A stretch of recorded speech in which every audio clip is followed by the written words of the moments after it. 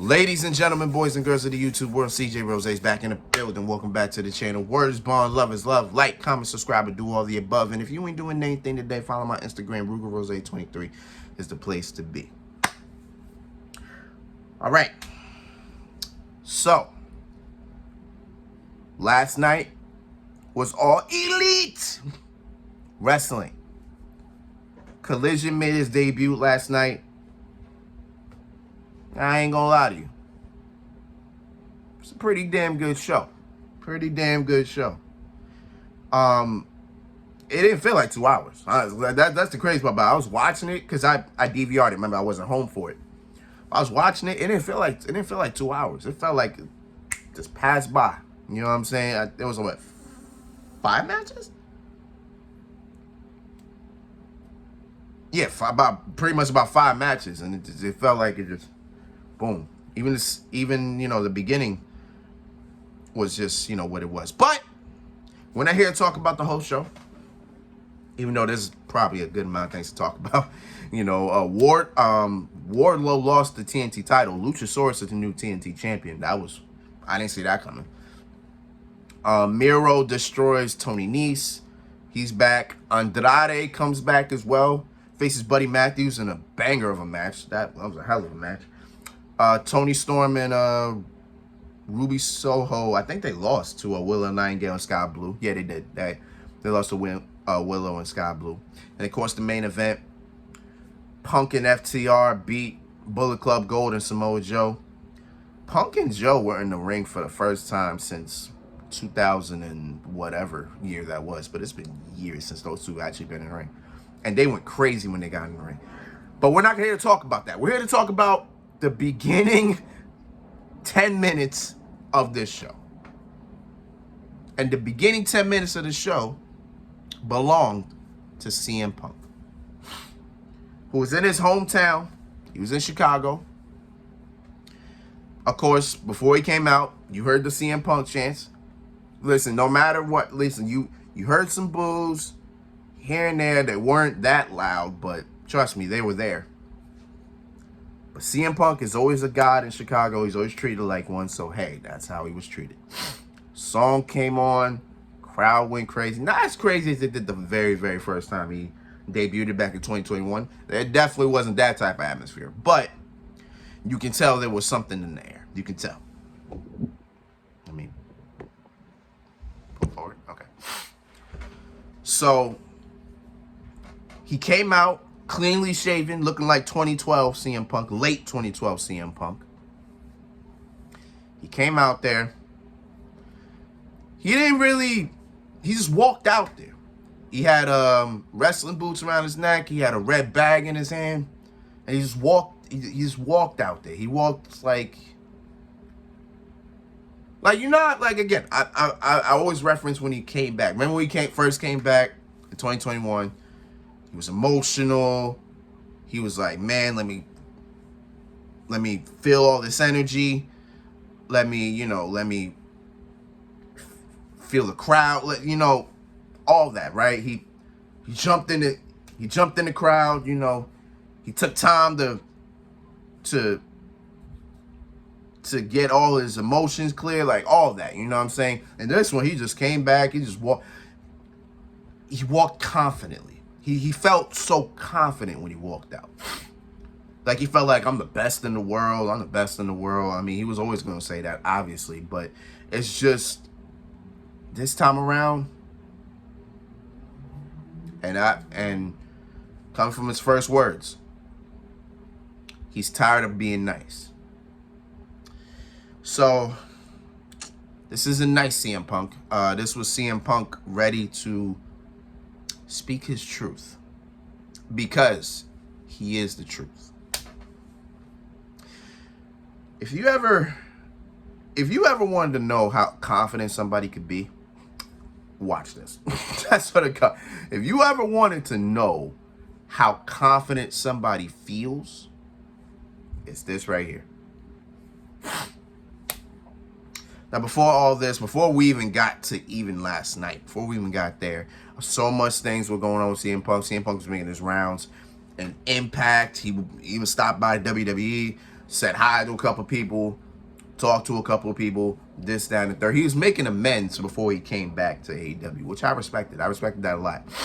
You know, he want to say there's no bad blood, no hard feelings. You know, I want to be the bigger man. I want to apologize. Whatever he did or however he did it, he did it. You know what I'm saying? And I appreciate that. Before we even got to Saturday, there was an interview on ESPN with CM Punk. I forget verbatim what he said. I actually don't even remember what he said because I remember reading that article, and I don't remember what it said, or I couldn't even tell you off the top of the head what it said. But he sounded, you know, he had a conversation with Tony Khan, you know, they hashed things out, and the plan was in motion. He wanted to work with the Elite, but the Elite didn't want to talk to him. And that situation's a little bit here and there, you know what I'm saying? It's like, I kind of get it. On the Elite side, I kind of get it, because why would you want to work with somebody who legit just doesn't respect you? Like who doesn't like you, respect you, all that, you know what I'm saying? Like, why work with somebody like that? In Punk's case, Punk said, you know what, this is good business. Let's just put everything to the side. You don't have to like me, this, that, and third, but let's just work together. That's how Punk's side was. And I understand Punk's side. I understand both sides, really. But I don't know. I guess it's just never going to happen because Kenny Omega and the Bucks are never going to talk to Punk. So that's why we are in the situation we are now. And Chicago made us know to fuck the Elite. Simple. Like, they chanted fuck the Elite, or however they said it, fuck the Elite. You know, in other words, fuck the Elite. You know what I'm saying? That's pretty much what it was. The Punk was out there pretty much calling himself the truth because everybody is fake. Okay. That's kind of what that's pretty much what majority of what he was saying was. Why would he change? He's the truth. Everybody's fake. This, that, and the third. He even said, to anybody that feels I owe them an apology, I'm sorry that you're just as soft as the wrestlers you admire. Man, I was like, man, this guy, like this guy is he's hitting you.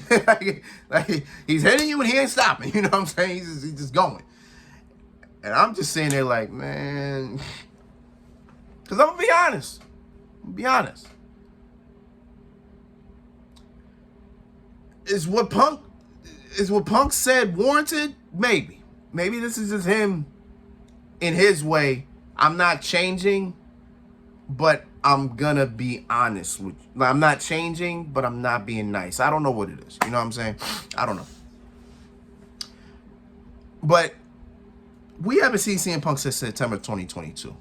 He tore his tricep, apparently. He had a torn tricep when he faced Moxley for the title. So, obviously, he was going to relinquish it again, which I find very crazy. He's a two-time AEW champion, and he has never defended that title. Twice. Because on both occasions, he had to relinquish it. So, upon the suspension, he was going to relinquish it, I think, regardless. So, he's out for 10 months. We haven't seen him for 10 months. 10 months, crazy.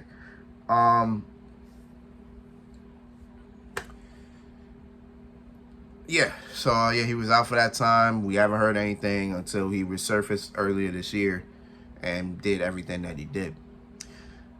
Listen, I'm not about to sit here and act like CM Punk didn't do what he did in the media scrum at All Out last year. Let's not act like this man did not berate the EVPs, berate his former friend Colt Cabana. Let's not act like him and Ace Steel didn't walk up to the Elite's locker room and wanted to fight. Let's not act like none of that happened. Like, I'm not about to sit here and act like CM Punk was not in the wrong in a way, because part of that is his fault. The thing is, he never said anything. Like, he never said. It seems like everything was everybody else's fault. Like, he is at fault for nothing because he speaks his truth. He even said so many times, stop me when I'm telling lies, right? I stopped it most times. I paused. I was like, you lied. You know what I'm saying? But, you know, I don't know. Like, I don't know how to feel about this. Like, he sounded raw and uncut without saying names, which is cool. He didn't name drop anybody, which I didn't expect him to name drop anybody. But he definitely threw a lot of shots at a lot of people. So, I don't know, man. It's a crazy segment. Got even crazier towards the end, where the red bag that he was holding symbolized the AEW title.